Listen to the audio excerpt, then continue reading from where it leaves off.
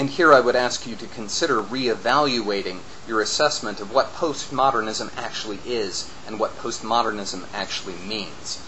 You see, the problem with empiricism was clearly illustrated in the positivist movement. And I find, incidentally, that most of those who cling to modernism in this day and age do so by largely pretending that positivism never happened. Positivism was essentially the idea that empiricism is the absolute arbiter of meaning. It was a reductio absurdum, a reductio ad absurdum, both, of the modernist paradigm and the applicability of empiricism.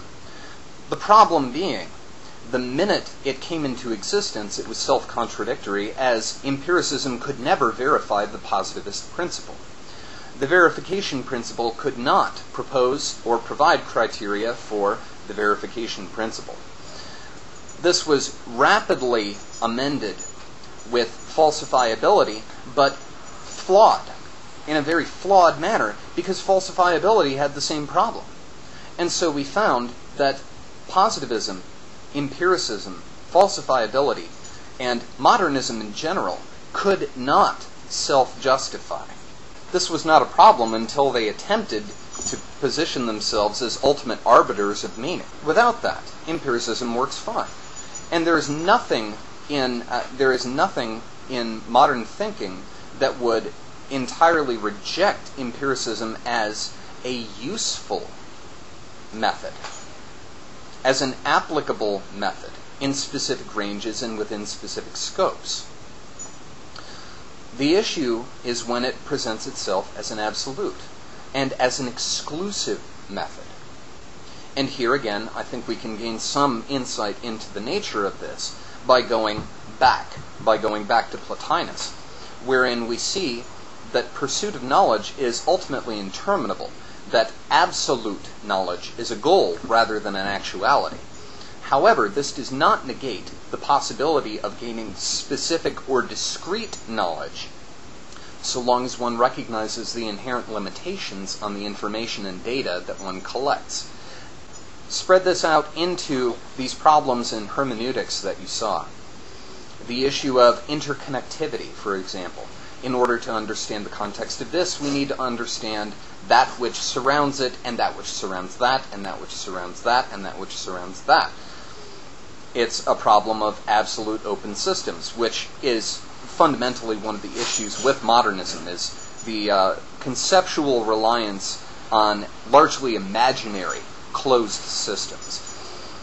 However, the open system problem does not mean that we can gain no knowledge, but rather that we must recognize that that knowledge is entirely contextual. When we say that we know X, we are functionally saying that we know X provided that we are only considering the set range of variables and the set number of variables within our range by which we can know X. X, then, is less a discrete idea, less a discrete and thus absolute proposition, but rather a proposition of ranges, a proposition of proposed or imagined patterns wherein X may be true. This does not mean, by any means, that our knowledge of X has no use, has no application, but rather we must regard our knowledge of X as utilitarian. As we seek a knowledge of X for utilitarian applications, we must recognize that our knowledge of X is defined by and limited by the utilitarian applications for which we are seeking knowledge of X. This, in the simplest possible form, is the postmodern problem. Not a statement that we can know nothing, but rather a statement that we must be discreet, we must be careful in recognizing what we really know when we say that we know a thing. So long as a person proposes empiricism, modernism, or Randian objectivism as a useful axiom, as perhaps an applicable tool to a problem that we are currently faced with, I have no objections. Applicability and utility are inherently self-defining. and are ultimately justified in the ends. If we can apply this, and we find that in application of it we get something useful, then we can say that we can rightly apply such a thing. However, we must recognize the limitations of such. We must recognize the limitations both of our results and of the data that is generated through this process. It is when we pretend to totality that we fail, that we are foolish.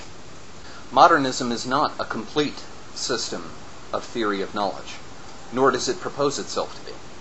Objectivism is not a complete system of theory of knowledge, although in the Kantian context it's the closest thing that we've seen in centuries. Empiricism is not a complete theory of knowledge, nor does it propose itself to be. It is in our willingness to misrepresent ideas as something other than what they actually are that we find ourselves mired in problems of, first, the great gulf between what we expected to find and what we actually did. Second, the great gulf between what we think we know and what we actually do. And third, the great gulf between our ability to propose ideas and our ability to actively investigate them. So in sum, I would say that, first, you're not talking about hermeneutics here. Let's be honest, you're not. And I would go so far as to say that you don't even particularly care about hermeneutics. If you did, you would have invested more time and energy into investigating it.